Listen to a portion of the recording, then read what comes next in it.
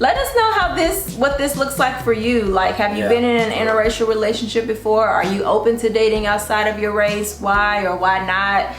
In your relationship, any opportunities to not be unified that have presented themselves, and what it has looked like to work through those things, whether it was race related or not. Let us know just how the whole thing of being unified in relationships is going, and especially if you're in a interracial relationship. Father God, we thank you for this beautiful sunshiny day. We thank you for an opportunity just to speak about you and the ways that you influence our relationship. Father, we pray that somebody's just able to take something from this video and to help guide them in the right direction. In Jesus' name we pray, amen. Amen. What's up, beautiful people? Shell and Aaron here at A Radical Relationship. Actually, we both have on our A Radical Relationship shirts today. We decided to match for the YouTube today. So yeah, back with another video this week, just kind of pouring out our hearts about different topics that are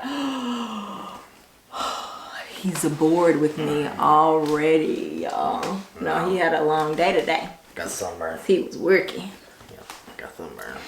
Yeah, just our YouTube channel is just turning into more of us just pouring out our hearts about different topics as they come up and come to mind for both of us. I was gonna say it's been mostly me these last couple weeks, so I'm like, oh babe, we should talk about this, we should talk about this, we should talk about this. Well, I'll come up with ideas and I'll be like, babe, this is great, let's talk about this. And she'll tell me okay, but we never get around to it. That ain't true. So it's okay. But one of the reasons that I mention kind of the role that our YouTube channel is now taking is because on the day that you are seeing this video, our podcast will be live. That's what I almost spilled the beans. She had to bleep me out a couple videos ago. Yeah, I was like, babe, it's that time. So if you are watching this video, we would love for you to go and check out A Radical Relationship, the podcast, which the topics over there are gonna have a different focus than what these videos will be about. The podcast is gonna be more about us focusing more specifically on topics that concern our ministry, relationship with God, self, others, and your calling. And this will just be, the YouTube channel will be a place for us to just pour our hearts around just more personal topics as opposed to ministry related topics, and for you all to get to know us more personally here on this channel. So head on over to Apple Podcasts, Spotify, all the things. Our testimonies are different too. Just check it out. Our testimonies. So today we are going to spend time talking about what it's like being in an interracial marriage. As we mentioned in the last video, let me see if this makes a difference. I'll bring it up a little bit.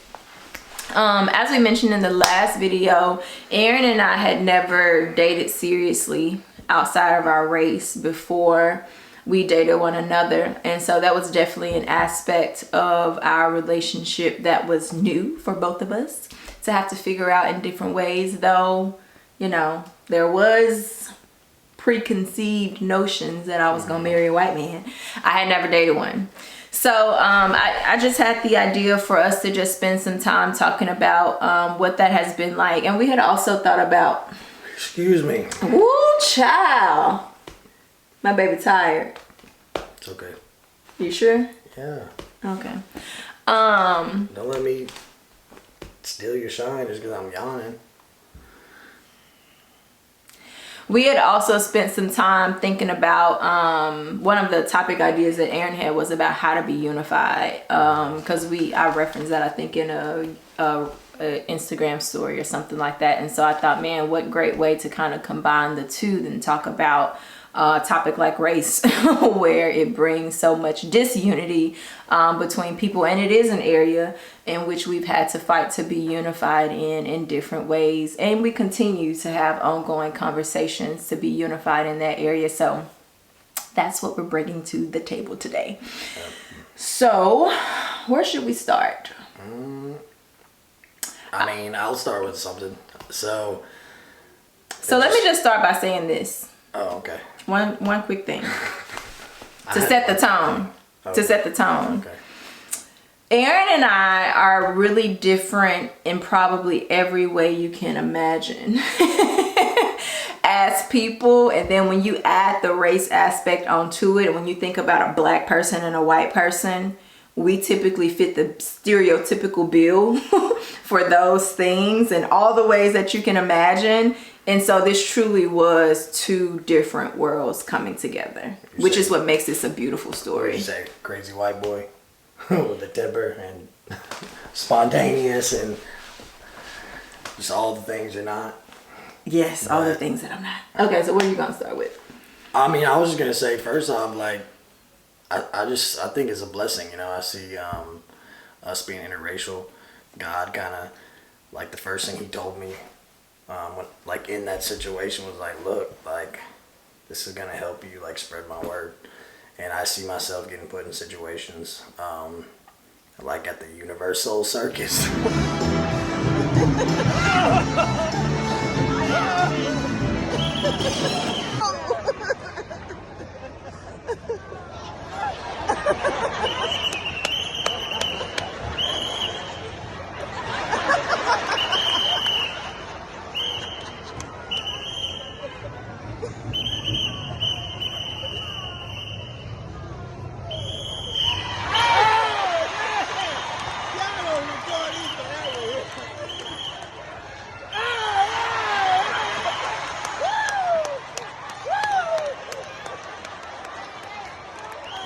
You know, getting called out or being like the only white guy at a lot of different places. So I'm already standing out. But then the fact that I'm Christian, you know, and talking about Jesus, it makes me stand out even more. So hopefully I'm able to, like, be an influence to those around me. You know, like the other night, went to a family thing with her dad, and I was, you know, only white guy. The guy asked me if I wanted a drink. I was like, no. I said, you know, me and my wife are fasting right now for Lent. And it's funny because whenever someone asks you something and you come at them with, you know, religious point of view or reasoning for things, they begin to get curious and they want to ask you questions. So I appreciate that. Yeah. So one of the first things that I thought about when we were just sitting down thinking about what we're going to talk about in this video was like a very specific conversation we had previously. So Aaron and I come from two politically different backgrounds, and I would say now we know and understand how a lot of the views that we were raised with were just what we were raised with. We were never really people who cared much about politics in and of themselves, but we grew up the way that we grew up. And so that had, of course, influenced who we were today, beliefs and values that we held, but not necessarily because we held those beliefs, but we were kind of like born into those beliefs. When we say politics is an idol factory in Satan's workshop. Me and Shell had a heated debate. I remember the first time we started talking politics, and it got pretty heated. And I was like, and then we took it to step back, and it's like, man, like, why do I believe the things that I believe? And it was coming up that really we didn't even know why we believed the things we believed. It was, you know, learned behaviors from our parents and from our family and the people that have pretty much ingrained those things within us. And it's like, oh, and then like being able to come together in unity and form our own, like, what do we believe? We I mean, I think that Aaron learned pretty quickly on in our relationship that I'm pretty headstrong when I feel a certain way about something, and he is too, actually, when he feels really strongly about something. And so we found ourselves clashing, not in a way that was like a make or break of our relationship, but from both perspectives it was, well, you haven't even considered this though, you know. And all of our lives we never had to, because we were typically surrounded by people who thought like us, and so we were both just really pushing for our point of view in that conversation. I like that, because if you're not unified, like, man, it can create some tension. Definitely in that area. Like, I'm trying to force my opinions on you, and you're trying to force your opinions on me, and it's like just not happening. It's like I want you to believe what I believe, but it's just it's sticky, man. It's a sticky situation, because honestly, like it's outside, it's outside of the truth. I can think I got this anarchy tattoo back in the day, but until I learned that it was biblical, respect those in authority above you, for they were placed there by God. But man, politics is really forming our own ideas and talking about it together. Yeah, and so that was how we fought to be unified, to really break down what our beliefs were and why, to get to the root, and then from that really come to form. But what is Shell and Aaron's thing? Like, not what is Shell's way that we can adopt, or what is Aaron's way that we can adopt. What do we both believe to be true about this? And how do we move forward as this being our combined conviction on this thing? So just being able to bring both sides to the table. And I think for Aaron, there was a lot of things that like it seemed like the righteous thing, and so it just made sense. And I, especially even being a divorced woman, just had such a different level of empathy for how people find themselves in certain situations. And I think for him, it was like, it is what it is, straight and narrow, black and white. And I'm like, no, there's all these other things that come into play. And I think that really helped him, hearing it from someone who had experienced different situations, to see like it's not always as cut and dry as it seems. And I think that really helped to soften his heart. And in general, us being able to understand the why for each other continues to help our hearts be softened whenever we encounter disunifying topics. I think is disunifying a word? Did I make that up? I don't know, y'all. Run with it. Not unified. But one of the main things that stuck out to me was when we started talking about the topic of abortion, because I think it was last year, that was when all that stuff was going on, real hot and heavy. And so Shell was like, what are your point of views on this? And I mean, before I was a Christian, I was all for it, all for people making their own choices and decisions. But then I became a Christian, and I was like, okay, I don't believe in playing God. But then, like, even there, Shell's, like, man, convicted me in a way and showed me that, like, it's not about, being right or wrong or for or against, but as Christians, about being over here. The politics are here, right and wrong, but about as Christians being over here, just offering love and support to those who have been through those traumatic experiences. And I was like, that's a really good way to look at it. And, taking yourself out of the debate, but putting yourself there to be, a source, to be a healing source for those who are really going through it, for those people who are hurting, and making those decisions and whatnot. Yeah. I think another thing too in our relationship, that some things that come into play specifically about race, is just like, you realize how many things you don't know. Like, there are so many things that are a part of culture for him, that was just a part of life, that he just thinks like, oh, it's just a part of the world, that I'm like, I ain't never heard of that. We ain't never do that. We don't do it like that. And then the same, where I'm like, man, it's something. He's like, yeah, I ain't never heard of that. That was not a thing for us. Like, what is that? And so you just realize like how much you don't know about ways of life for people, when you feel like you're talking about something that's super common, and it is for you and your culture, that somebody else has never heard of a day in their life. And you like, how, bruh? But like, again, we come from two totally different sides of the track. So like, it makes sense that he ain't never heard of it, but it's such a thing for me that I don't think about the fact that like, it's not a thing for him. Being interracial, we definitely have to be self-conscious, or not self-conscious, but like aware of the other person's outlook and situation, and the way they view things. Me trying to put myself in Shell's shoes as a black woman, and her, vice versa. Because I mean, sometimes like things that just aren't even like, racial. They're not even racial at all. Just and me just being how I am. But since I'm with Shell, like I think one day this guy was, I'm real protective and whatnot, you know. And there'd be people over at our apartment complex just chilling, waiting, trying to get in the gate. That clearly I'm like, you know, you're not beeping nobody in. You know, you're not like you. So I'm sitting there and I'm like, you don't belong here, man. Like you don't like get out of here. And I was like, I told Shell, I didn't say this like verbally to the guy, but I told Shell, I was like, man, I was like, he probably thinking I'm racist because he was black.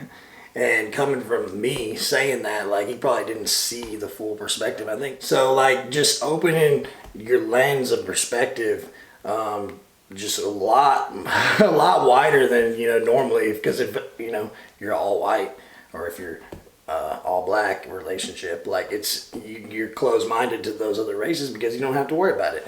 Yeah, and I would definitely say, too, that for me, I see, like, the sensitivities coming out that wouldn't have been a thing if I was in a same race relationship. So a lot of the times, like, we may go out and Aaron is quick to try to right a wrong. Like, he's just that guy that, like, cares about justice.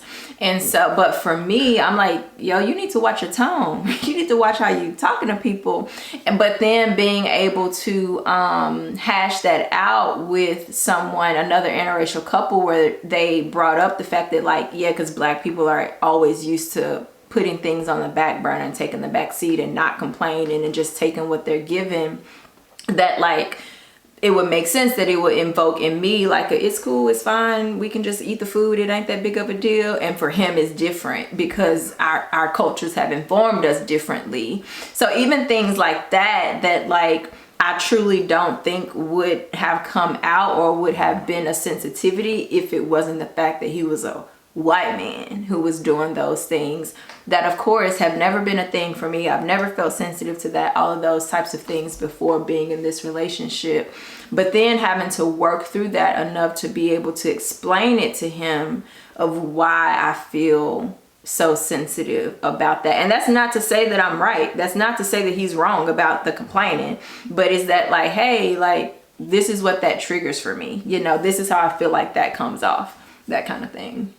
Yeah, I think one of the other big ones is using specific words. Yeah, like the N-word. The N-word. So I remember her aunt was telling me, oh, hey, Ron, you know, you better not be saying the N-word. You can't say the N-word. But she was like saying it like over and over and over and over. But you can't say it. And I was like, yeah, I know, okay. So being the fact that I am white, it's cool that Shell respects that as well. Because I remember the first time we were in the car and Shell was like, bruh, you know, she used the N-word. She called me. And I was like, nah. I was like, we're not doing that. I was like, because it's going to, if she begins saying it, you know, hear no evil, see no evil, speak no evil. I firmly believe in that. Things, you know, enter your subconscious that you're not aware of. And then they tend to come out. And it's like, I don't even want that to be one of those things that accidentally slips. So neither of us need to be using that word. Mm-hmm. And I think we've been doing, I mean, it's been pretty that good. That really hasn't even been an issue. Like, it's not one of those things that I'm gonna hold so tightly to. Now, I do think we have had the conversations about, like, why is it okay for y'all and not okay for us, you know, and just those topics that's like, listen, this is the plight of black people. You know, this is why we feel so strongly about these things. So those conversations, I think, have been I would say fruitful conversations. They're not always as straight and narrow as we go like this in those conversations. What about this and what about this and why this and why that? But I do think the beauty in it is that we do wrestle together, even through those things. And I think, man, unfortunately, you do see how many things are so racially charged, how many things we have to think about and consider and be aware of and be conscious of. The world's white and black. Yeah, like, even for him, it's white and black. It's like everybody else gets lost in the translation, you know. Even for him, like, walking into a room with a black woman and what the energy he can often feel from black men, being the white guy that's walking in with the black woman and like a big white dude, you know? And so him having to know that like, hey, you gotta chill out a little bit. Like this ain't no dominance type thing. And me just putting him in the headspace of a black man in this situation. Again, not to say that he's doing anything wrong, but just filling the room out, honoring the room. And then for I've me, had both. I've had guys like, you know, dab me up, like, hey, I can respect that. But then I've also had guys like trying to close it on my one. I'm like, bro, you're gonna have to back up. At least that's what you think. Everybody don't be trying to close it in. Right. Well, they was trying to like man up on me. We've had those situations. And I was just like, nah, bro. Yeah. Like, we ain't doing this. And then for me, that interaction flipped, not with white women, but with older white men that may like straight up acknowledge him and not acknowledge me. And like, he doesn't think twice about it because he don't realize it because it didn't happen to him because he was the one that was acknowledged, right? Yeah. But for me, I feel it like, how do you not speak to both people if we're walking hand in hand? How do you miss the other person? I remember when you first brought that up, I had no idea. I was just like, oh. Like, I didn't even notice that. Yeah. And so I think, like, I know one thing that I definitely carry with me is that being interracial on one hand is like a very beautiful thing to see, us just being able to be brought together first and foremost because of God's kingdom and nothing else having to do with why we see fit to be with each other. But then on the other hand, I think it can definitely easily be a tool used by Satan to divide, just like any situation, if we want to try to hold tightly to what it is that we believe. And I think one of the reasons that I am able to surrender more in areas that come up is because I know that this is a God thing. So I'm like, if I am fully convinced and know that this is a God thing, then the only option is that we figure it out. The only option is that there's a way for us to be unified if this is a God thing. If I didn't feel like it was a God thing, it may be easier for those things to come between us, or you know, if he says something that rubs me the wrong way and I feel like it's racially charged or something that's rooted in faulty beliefs on his end, that could very easily be like a shutdown moment. But since I know that this is a God thing, I know that like, okay, there has to be a path to unity here. Everything's been so natural, so like, yeah, it's just crazy because I wasn't expecting that. I wasn't expecting for everything to be so natural and to be so cool. And like, even when I'm with your family, everywhere we go, I'm the only white person in the room. Like, I don't feel like that. I feel like, you know, I'm family. I feel like we're just, you know, godly people hanging out. So that's really cool for me. Yeah. The other thing that I think about when it comes to being in an interracial relationship is how there are questions that we now ask ourselves that we wouldn't have to ask ourselves, like, are our kids gonna identify as white or black? That's a good one. I was like, I mean, when the daddy black, that's an easy answer, but when the daddy white, I don't know what they identify as on paper. I think we agreed they're gonna identify as mixed because that's what they are. She white, or she black, I'm white, you mixed. Like, that's what I remember when the Drake thing came up. Everybody was talking about Drake was like, oh, you know, they all talk about me being a great artist, but what about a great black artist? And I did the poll at Teen Challenge between all the black guys that I knew, and I went around, and the guys that were black were like, nah, bro, he ain't black, he mixed. But then the guys that were mixed were like, well, you know, they kind of, they didn't really think about it because they're just seeing it how it is. They're like, well, I mean, he's black. But then once I kind of like told them more about it, they're like, oh yeah, well, I guess he is mixed. But it was just funny hearing that, how, like Shell said, a lot of, I guess black men, or mixed men who have black male fathers want to identify as black. Right. And that's just like a rule of thumb that like if your daddy black, you call black, you know, but it's like, but that ain't our scenario. Hey, okay, so like, I wouldn't want them identifying as white because you're not white. Yeah. And like, either like I wouldn't want them identified as black because they're not black. They're mixed. Like it's just call a spade a spade. Call it mixed. Call it what it is. Yeah, but different things like that like we would have never had to think about, but now we have to think about what those conversations look like, you know, with our kids one day, to be able to educate them, or even the fact that like our kids probably won't look like they belong to our parents, either of our parents. And like when our parents have their grandchild, it's probably gonna be like who that kid belong to for both of them. Like it's not gonna be like that's clearly your grandbaby. And I think we talked about it too. Like race is not just gonna be not a thing, because I've heard, you know, like people who are adopted, like black individuals being raised by white families, and they treat them like they're white. And so when, you know, they're coming home or when things are happening to them, and they're being, you know, what would you say, when racially profiled, yeah. And the mom and dad are just like, oh no, they're probably, you know, they're not aware of it. So I think that's one of the cool things. Like, yes, loving your child, teaching about God and all these things, you know, hey, you're mixed, but also like, hey, people are going to judge you because of the color of your skin. Like, you need to be aware of how the world is. Yeah, for sure.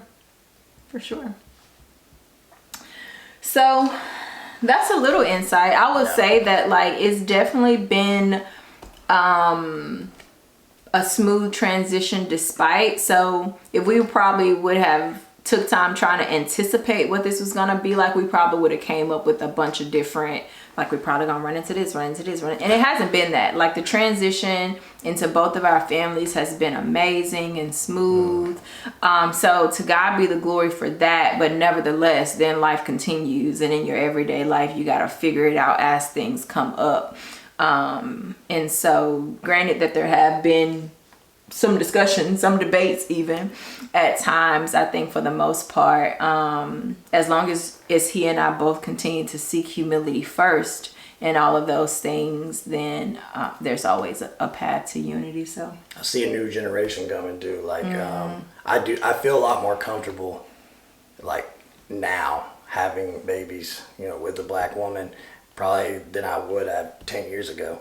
I feel like it's a lot more socially accepted. Or maybe it's just being here in Memphis a lot different from, you know, where I'm from. And even at our church, like, shoot, almost all the babies, maybe like one or two, almost all the kids, all the babies, they're all mixed in some way, shape, or form. So that's encouraging to see as well. I think. So hopefully something that was said helped you all, whether you are in an interracial relationship or not. I think what it all boils down to is just fighting to be unified regardless. So if you are dating somebody that's of the same race, you might not have the same things coming up that present themselves as opportunities to not be unified. But in any relationship, you're going to be presented with opportunities to not be unified. And so for us, it's been getting to the root of the why, really figuring out like why we're holding so tightly to the beliefs, even when they are things that have been embedded in us since birth, and then really working together to figure out like what's our thing going to be moving forward as, you know, foundational for Cheryl and Aaron Odom. Being interracial, it really causes us to like have to really open and expand our minds when normally we wouldn't. Yeah, definitely gonna appreciate that because, you know, like you said, it'd be great for ministry, opening our, you know, reach. For sure. So that's the video, y'all. Again, hope that we said something that was super helpful. Be sure to like, comment. Let us know what this looks like for you. Like, have you been in an interracial relationship before? Are you open to dating outside of your race? Why or why not? In your relationship, any opportunities to not be unified that have presented themselves, and what it has looked like to work through those things, whether it was race related or not. Let us know just how the whole thing of being unified in relationships is going, and especially if you're in a interracial relationship, how that's going for y'all. Until next time, folks, we are out. Bye, y'all.